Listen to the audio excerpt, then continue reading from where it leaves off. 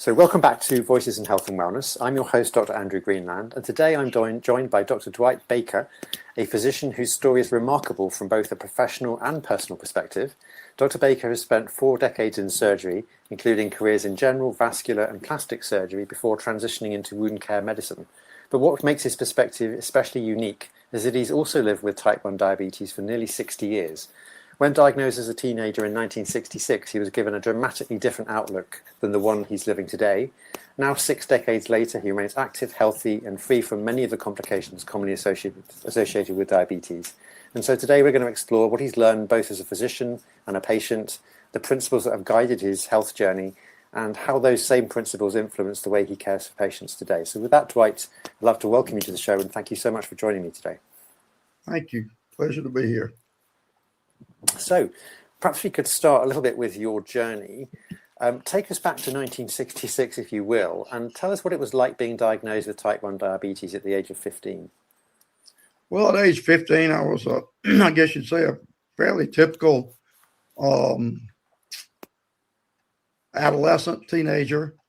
And I started losing weight, drinking a lot of water and urinating a lot. And my mother said, we need to get you to the doctor. So at the end of the school year, she took me in and he scheduled me to come back a few days later for fasting blood sugar and a 2-hour postprandial. This was 1966. There were no finger sticks. There were no A1Cs. There were no insulin pumps. There were no continuous glucose monitors, and the outlook with a diagnosis of type 1 diabetes at age 15 was not very good.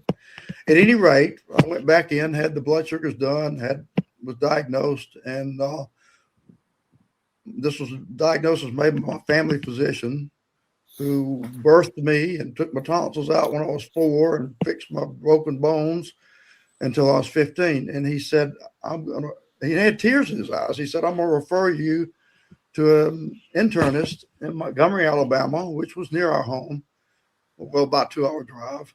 And he's very strict, and that's what you need at age 15.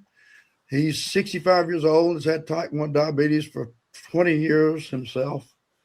And I've sent other people to him that were like you, and they've done well. So the next day I was in Montgomery and met this physician who impressed me when I was 15 years old. That he just seemed so brilliant and so professional, and that was so impressive to me. And I can't really, on this podcast, quote everything he said the way he said it, because he was pretty aggressive and vulgar in his approach to me, but he wanted to establish a relationship of he was in charge and he was going to be very disciplined in my care. And for that today, I'm extremely appreciative. But during that visit, he also looked at my year-end report card that my mother had brought in. And I had all A's in Latin and everything and algebra, and he looked at those and listed them off, and he said, well, what are you going to do when you grow up, young man? And I said, well, I want to be a mechanical engineer, and I'd like to go to Georgia Tech or Auburn to become a mechanical engineer. And he looked down at me and he said, no, you're not. You're going into medicine. I was 15 years old. Well, he set me afire, and I dedicated my life to medicine and healthcare ever since that day. But also during that time, I heard from other physicians that my outlook was not good with type 1 diabetes. At age 15, at that time, if you were diagnosed with type 1 diabetes, you had a life expectancy of another 20 to 30 years maximum if you did well. And at that time, there was there was a lot of controversy about whether control of type 1 diabetes made any difference in preventing long-term complications, such as blindness from retinopathy, amputations, renal failure, and heart disease. But only one physician gave me any hope. And it was this mean doctor who I was sent to when he took over my care. He was only one, and he said, if you do every blankety blank thing exactly like a blankety blank tell you, you'll live a longer, healthier life than a normal human being without diabetes. So 60 years later, here I am at age 75 with no complications anyone can find by my ophthalmologist, who's a retina specialist, and by my cardiologist, who's excellent, and my general physician. I don't have any complications from type 1 diabetes. I have an A1C of less than 7.0%, and I've kept it that way. And tight control has kept me going. And it was in 1992, I think, when the first results of a long-term study being done to determine whether type 1 diabetes, long-term complications of type 1 diabetes were prevented by tight control of diabetes. And they pulled the results and showed that if you're under tight control for the first 10 years after diagnosis, you will not have the long-term complications such as amputation and blindness and heart disease and kidney disease. And it so happens that I went to this first physician, who I look at as my savior, for exactly 10 years, almost to the day after I was diagnosed. So that's my background about type 1 diabetes. And I'm thankful for every day I live, and thankful for my healthy health that I have. And I realize that why I have such health is this physician who took care of me initially for the first 10 years preached that tight control was achieved first and foremost by diet control. He taught diet himself. He didn't leave it to a dietitian or a nurse. He taught everything himself. He didn't trust anyone else at that time. And I look back today, and he was so far ahead of his time in his thinking and in his knowledge about diabetes and diabetes care. Such an amazing and inspiring story. Thank you for sharing. So this obviously going back to 1966, and you've mentioned a lot about him talking about tight control. What did that look like at the age of 15 in terms of your day-to-day? How did you maintain this tight control from the advice you were given way back then? The desire to beat the odds, the desire to prove people wrong, that tight control could prevent complications. Plus, it was only hope I had. Tight control. So, it's a very good question to ask me, because why did I behave that way at age 15? I wasn't afraid. I wasn't afraid of this physician. I had tremendous respect for the physician, and he was the only one who gave me hope. So I listened to his every word and lived by it, and it's paid off. Thank you. So if somebody was newly diagnosed with type 1 diabetes today in 2026, what advice would you give them? I mean, is it the same advice you were given way back then, or is it kind of morphed into something else for 2026? Where do you stand on this? Well, I would first emphasize to them that diet is the best way, the first and foremost way to control diabetes. And then I would direct them to the latest technologies we have for controlling diabetes, which includes the automated insulin delivery pumps, the continuous glucose monitors, CGMs, and I would also emphasize that exercise is important. It's very interesting that the internist who took care of me in the first 10 years, who's my hero, and who guided me into medicine, directed me into medicine, and took care of me, and the reason I'm here today, did not believe in exercise. He thought it was way overblown.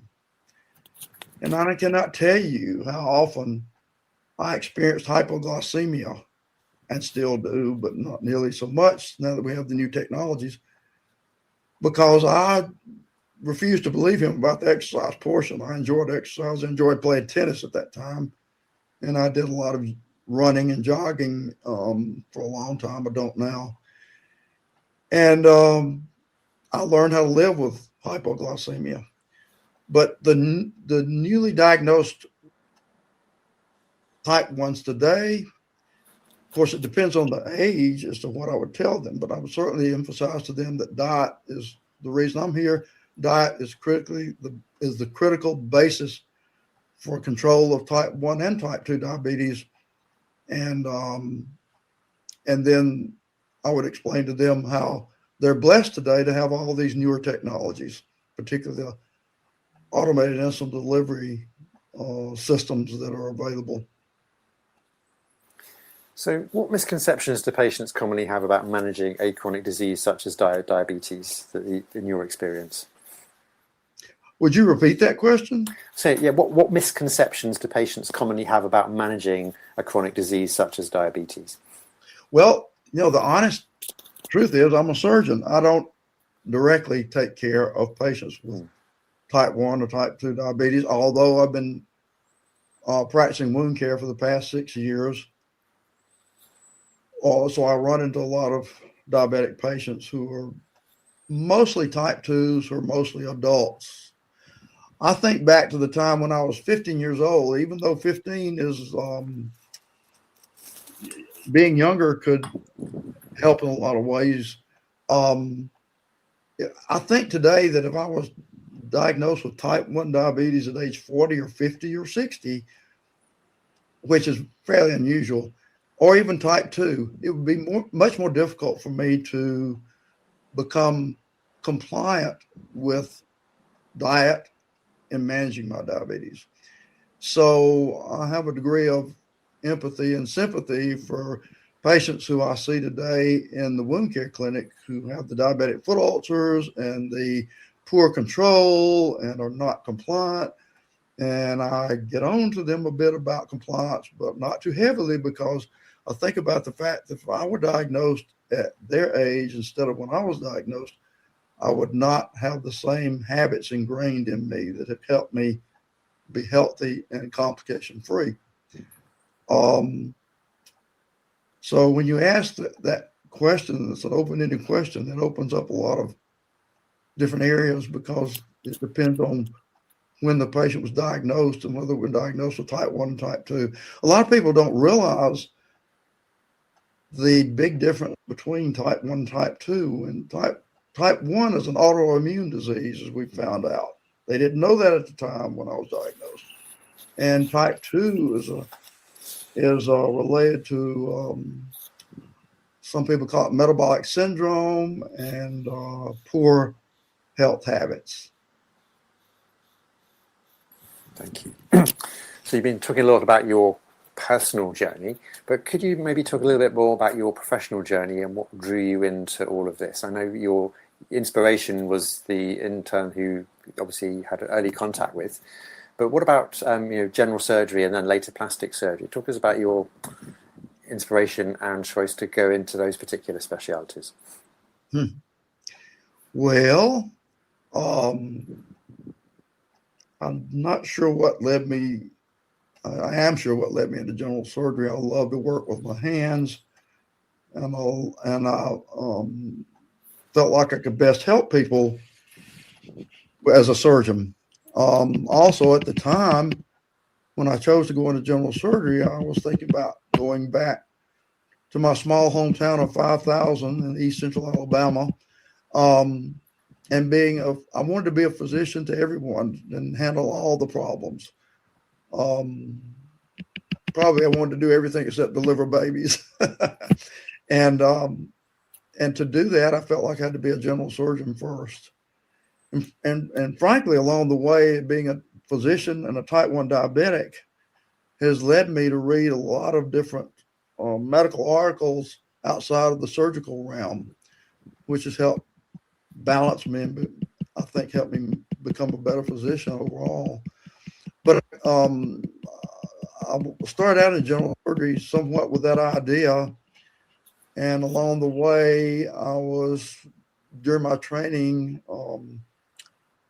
introduced more to vascular surgery. So I did general and vascular surgery when I practiced. during the 9 years I practiced general surgery and vascular surgery, I also took care of a lot of ladies with breast lumps and breast cancer. And this was in the late 1980s. The plastic surgeons at that time were coming up with ways to reconstruct the breast in a lady after she'd been treated with breast cancer with a surgical mastectomy. And that fascinated me. And I'd always been told in my general surgery training that I needed to go on and do something more than be a general surgeon. I needed to subspecialize. So I went back to the Mayo Clinic in 1991, the Mayo Clinic in Rochester, Minnesota, and did a 2-year plastic and reconstructive residency to become a board certified plastic surgeon. And when I came out, my first 5 years, I was in with 2 others, and we did everything in plastic surgery. We did reconstructions, we did hand surgery, we did finger replants, we did free flaps at that time, and as well as cosmetic procedures. And slowly over about 5 years, I evolved into a cosmetic breast surgeon so the last 23,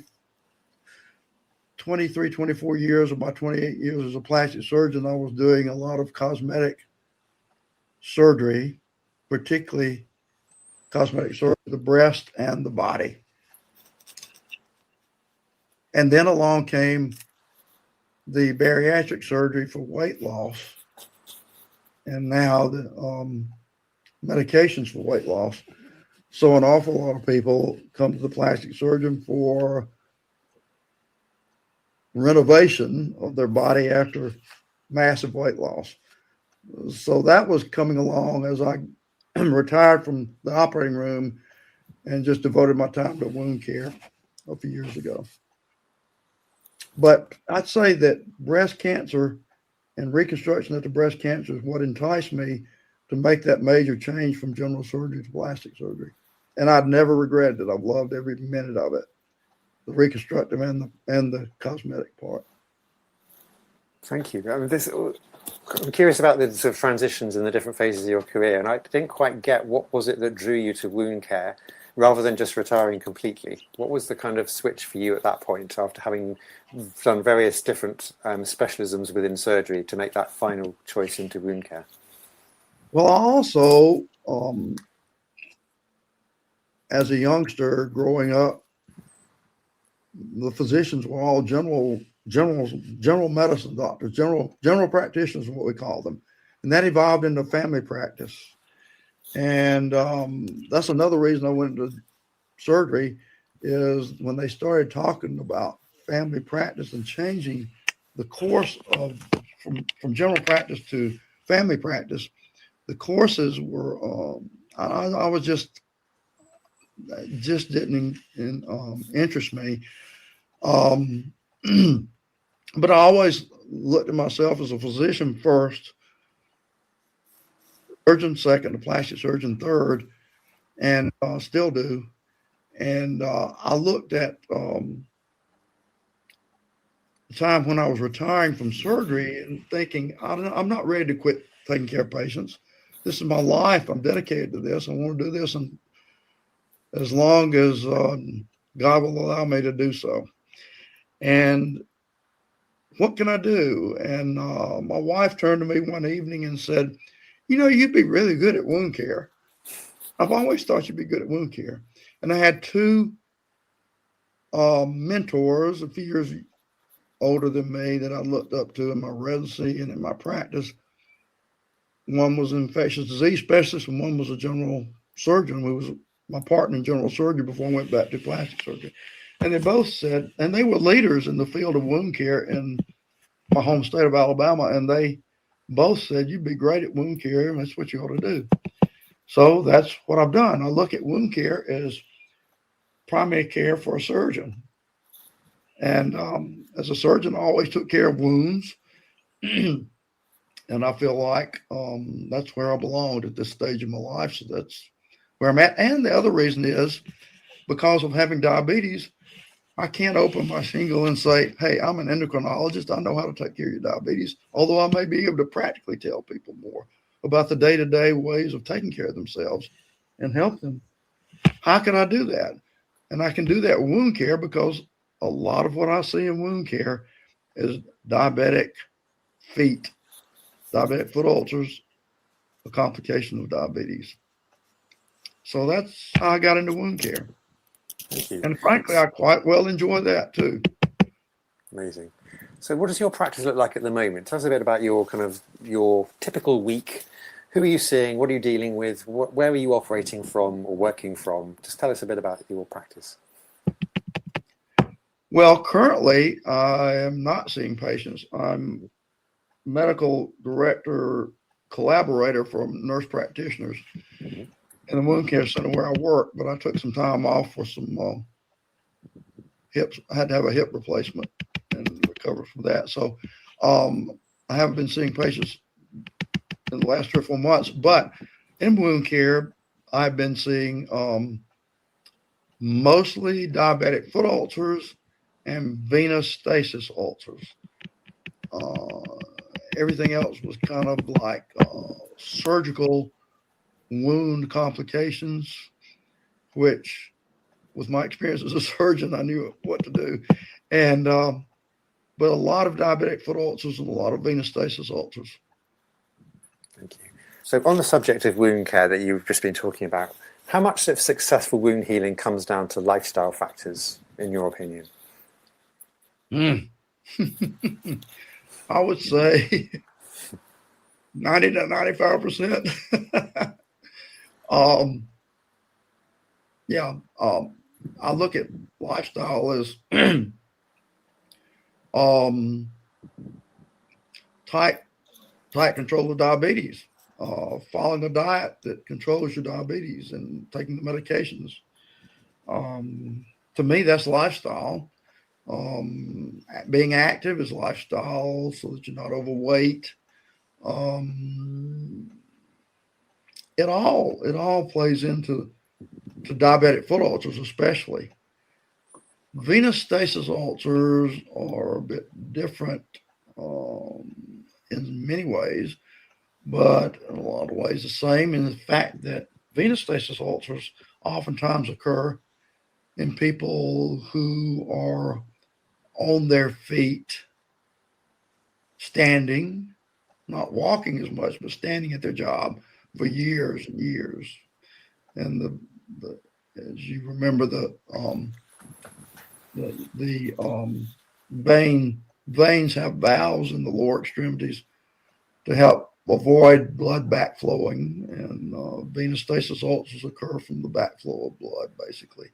So that's a lifestyle situation, but people don't realize that when they're working every day for 40, 50 years on their feet. And those who wore compression stockings or elastic stockings to try to avoid their swelling of their feet and legs are the ones who have less venous stasis ulcers.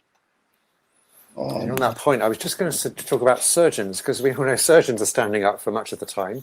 Did any of that, did you do anything preventatively during your many years of standing up operating? When I went back to do plastic surgery, I learned to start wearing compression hose or jolts. I wore jolts, elastic stockings that were of good quality, excellent quality. And I've worn those as a wound care doctor over the last 6 years, even though I'm not standing in an operating room. I do a lot of standing. I do more walking now than I did as a surgeon. And it's funny, my orthopedic surgeon, who actually I've known since he was in high school, I went to him in Birmingham, looked at me, looked at the x-rays, and he says, you've worn your joint out standing in the operating room all those years. But I don't have much venous problem. It's because I wore those stockings for many years, So on the whole thing of wound care, then, what are some of the biggest barriers that prevent patients from healing? You've talked about some of the preventative things, some of the lifestyle things, but are there anything else which prevents or slows patients' healing? Well, again, I consider it lifestyle, but it's non-compliance with recommendations, because a lot of our recommendations are lifestyle recommendations. Elevation of the lower extremities, wearing the proper shoes as a diabetic, most of all, as a diabetic, watching what you eat and controlling your A1C to keep it below 7%. Exercise, all those things we talk to the patients about, but so many of them are not compliant, and so many of them, most if not all of them are in our wound care clinics with problems because of non-compliance of what people have told them already to do to avoid these complications. That's not true 100%, but it's our greatest, I think it's our greatest challenge in wound care is non-compliance by patients, and trying to get them to be more compliant and help them with that in any way we can. There's just no magic bullet for that, unfortunately. I mean, do patients arrive later than they should do, or they are better now than they were about, presenting themselves early? And with that, what impact does delayed treatment have on their outcomes? Oh, delayed treatment in wound care has all the difference in the world. If we get to them early, we can usually prevent further problems. And of course, all of wound care and diabetic foot ulcers particularly is related to trying to avoid major amputation. But yes, getting to the earlier you get to a wound of any type, anywhere, the better chance you have of getting it healed, and getting it healed without complications. On the other side of the fence, the patients who come in late are the ones who are usually the most likely to be compliant with their care in the first place. That's how they got there. And they delay and delay and delay. And as you may be aware, I'm sure in Great Britain, like here in the United States, but the socioeconomic part of it is tremendous. And I see it a lot in wound care. The patients can't afford the right foods to eat. Not only do they not know what's right and wrong to eat, they can't afford to eat the proper things. But there are ways around that. It's just, I've often said, since I went into wound care, I'd look up at the staff and I'd say, what we need on this staff is a social worker, someone who can help the patients get to the things they need on a regular basis. But the socioeconomic part is a tremendous part that I see in wound care. Thank you. Now, you must have treated many thousands of patients over the course of your career. Are there any success stories that have particularly stuck with you that you always remember and recount? There's one in particular. Now, as you asked me, it jogged my memory. Mm-hmm. And it goes back to my, I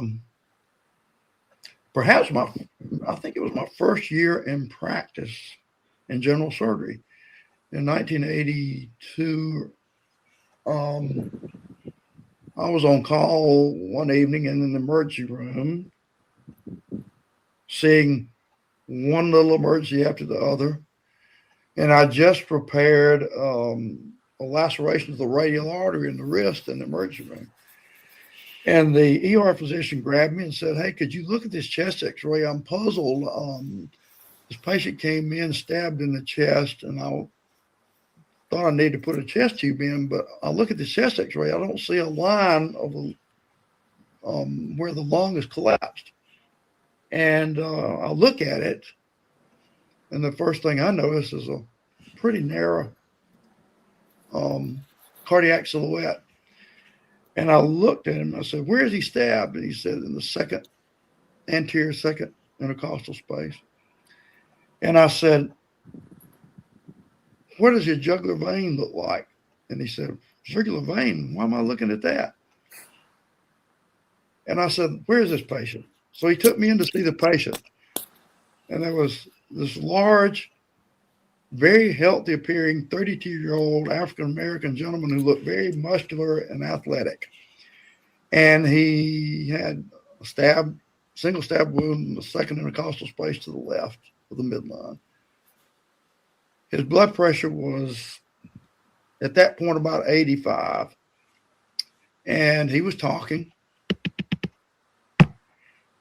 And I said to the nurses, I said, get me a central line kit and an empty 1,000 cc bottle that I can hook up an IV tubing to. And they looked at me puzzled. I said, get it now. This man's dying. When they got it to me a few minutes later, his systolic pressure was 60. And I put the needle down into the pericardial space and got blood back and put the central line catheter in, hooked it up to the IV bottle and set it on the floor. And immediately 1,000 cc's of blood came out. Wow. And the man's pressure went down to 32 systolic, and he was panicking. And then it quickly came back up to 60, 80, 100. In the meantime, I was out in the hallway grabbing the phone and calling the OR and said, I got to bring this patient up and open his chest and fix his heart. And they said, we don't have a pump. We don't do hearts here. And I said, I'm not going to need that, hopefully. So then I took him up with the catheter in, draining the blood, and opened his chest that night and repaired a laceration to the myocardium, the left ventricle. And it was about a centimeter away from the left anterior descending artery. So he was close to not living. Mm. And he went home 5 days later. He had no insurance, and he was a painter. He had no insurance. And he never came back to see me, and I never sent him a bill, never paid me. And about a year later, 3 patients in a week came in to see me, all with good insurance from the same company. And they said, I always want to know who sent you. And they said, well, it's this patient you treated one time. And he said, you saved his life. And it go to no one else but you for my surgery, for my hernia, one for gallbladder, one for breast lump. True story, not embellished, didn't make it up. First year in practice, general surgeon. And I would tell plastic surgery patients that and tell my nurses that when I was a plastic surgeon 20 and 30 years later. And I'd say, you know, that's what I did when I was a general surgeon. But as a plastic surgeon, I also touch a lot of lives. Because if I have a lady that comes in here depressed about herself and I do a surgical procedure on them and they come back 3 months later, smiling, wearing makeup, new wardrobe, and happy, I've made her happy. I've made her significant other happy. If they're children, I've made them happy to see their parents happy. And if they work, their coworkers, hey, she is a pleasure to work with again. I'm telling you, it's a great, great feeling to have to help people. And that's why I did what I did at age 15. That's a fantastic story, a real heroic story. So I can understand why you remember that and you recount it. So thank you for sharing that one. So where do you see wound care and chronic disease management going over the next 5 to 10 years in your perspective? The same place I see cure for type 1 diabetes, and the same place I see cure for a lot of other illnesses, stem cells. I think stem cells are being way underutilized in wound care.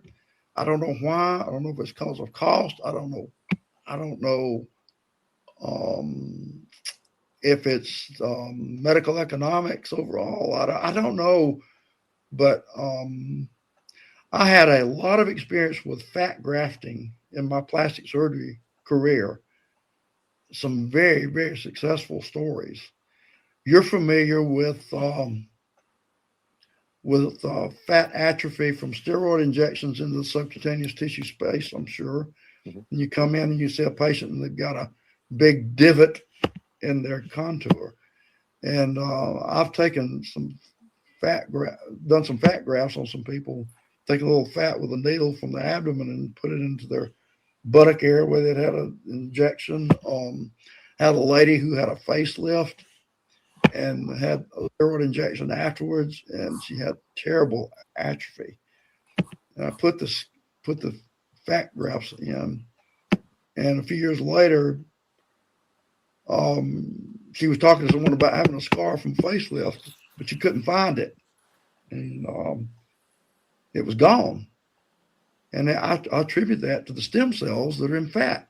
People really downplay fat in the body, and they don't like to be fat, but they don't realize that fat contains a large supply of stem cells. They can do a lot of different things in the body. And I think that can be used in wound care. I've not had any experience with it directly, but you asked me where things are going. I think that's where things will go someday. And probably, I hope sooner rather than later, because you see dramatic improvements. Well, I see dramatic improvements in the fat grafting I've done in plastic surgery for contour deformities mainly. Thank you. And speaking of the future, what does the future hold for you? I guess you're in no danger of wanting to retire anytime soon. So what are your plans for the future, professionally, career-wise? Well, I've enjoyed being off and being at home with my wife, and something I've not been used to for the last 50 years. And I'm doing some consulting work for companies, and I'm finding that there are a lot of areas I could do. And I'm hoping maybe that I can cut way back on clinical care, although I still want to do some.